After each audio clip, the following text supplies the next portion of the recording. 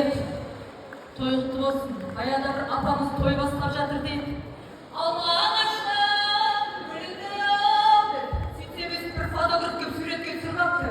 Апам айтады дейді, ой бұл көтек суретке түсіретін жүргенде құлагерді айтатын ғой деп. Сол апам айтпақшы, сонау Алматыдан Ақтөбеге келесің, бүгінгі тойға шашын болсын, жұп болсын дейміз. Ақмарал Любаева әпкеміздің сөзіне жазылған Бауыржан Өзгебеков ағамыздың әке, ана